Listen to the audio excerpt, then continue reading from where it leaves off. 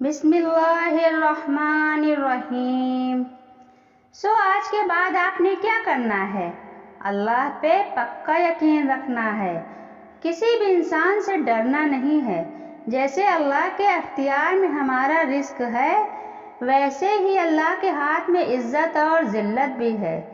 وہ جسے چاہتا ہے عزت دیتا ہے، اور اتنی عزت دیتا ہے کہ لاکھ کوششوں اور لاکھ چالوں کے بعد بھی کوئی انسان کی عزت کو نیلام نہیں کر سکتا، اور جسے وہ ذلت دینا چاہے تو دنیا کی ساری عزتیں مل کر بھی اس پر لگے داغ کو نہیں مٹا سکتی۔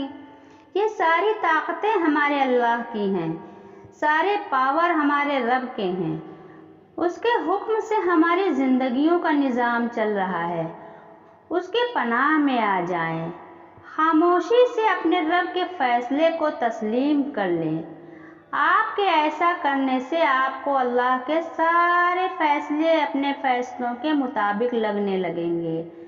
ایسا ہو ہی نہیں سکتا کہ ہم اپنے رب کی رضا کے لیے کچھ قربان کریں اور بدلے میں ہمیں اس قربانی کا اجر نہ دے۔ یقین کے بعد تو ویسے بھی اجر فائل ہو جاتا ہے۔ ہم نے مسلمان ہونے کے ناطے اللہ سے یہ دعویٰ کیا تھا کہ ہم ہمیشہ اس پر ایمان رکھیں گے، پھر چاہے ہماری کروٹیں ہمارے جسم سے علیحدہ کر دی جائیں۔ اور اللہ نے ہمارے اس عہد پر بھی یہ وعدہ کیا تھا کہ اگر ہم اس عہد پر پورا اتریں تو وہ ہمیں بچا لے گا اور ہمیں ایسا صلہ دے گا کہ ہمارے دل اس سے راضی ہو جائیں گے۔ تو جب ہم اپنا وعدہ پورا کریں گے تو اس کے وعدوں میں تو شک کی کوئی گنجائش ہی نہیں۔ ہم اسے راضی کریں گے تو ایسا ہو ہی نہیں سکتا کہ وہ ہمیں راضی نہ کرے۔ وہ ہمارا مالک ہے، ہم پر اس کا مکمل اختیار ہے۔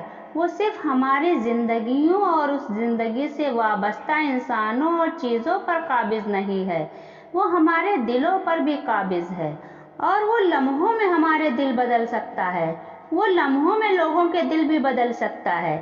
اس کا ایک حکم ہمیں فرش سے عرش تک پہنچانے کے لیے کافی ہے۔ اللہ ہی دو جہانوں کا بادشاہ ہے، اور اللہ ہی ہمیں وہ دے سکتا ہے جو ہمیں چاہیے۔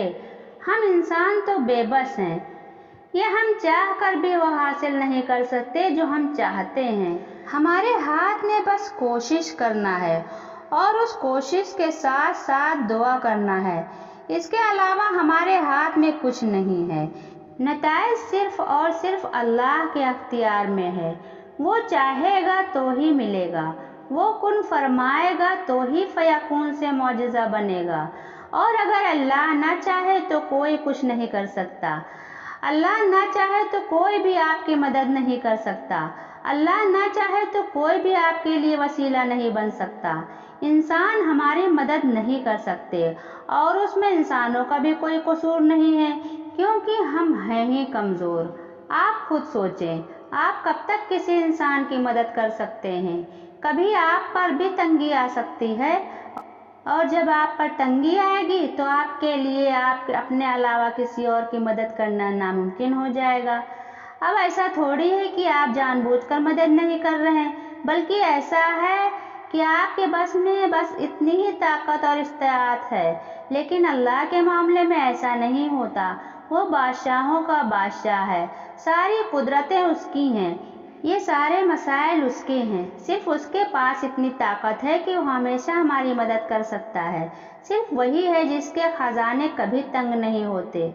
تو پھر آپ اللہ سے کیوں نہیں مانگتے؟ وہ ہمارا مالک ہے، اسے ہماری ہم سے زیادہ فکر ہے۔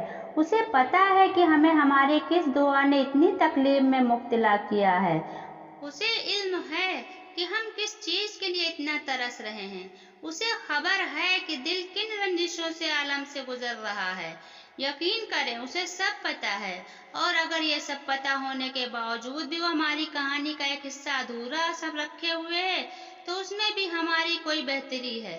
ہاں، وہ ہمیں سب کچھ بہتر بنا کر بھی دے سکتا ہے، لیکن یہ دنیا ہے، یہ ہماری آزمائش ہے۔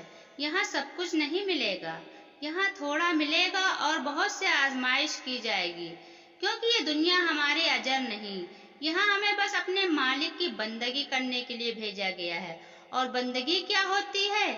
بندگی سر کو جھکا لینا کہتے ہیں۔ بندگی مالک کے سامنے اکڑ جانا نہیں ہے، بندگی تو مالک کے سامنے جھک جانا ہے۔ بندگی تو مالک کے ہر حکم کو اپنی دعا سے اول رکھنا ہے۔ بندگی کی اطاعت ہے کہ مالک نے جو فرما دیا سو فرما دیا، اب دوسرا کوئی سوال نہیں، دوسرا کوئی شے نہیں۔ چینل پر آنے کے لیے بہت بہت شکریہ، سبسکرائب کرنا نہ بھولیں۔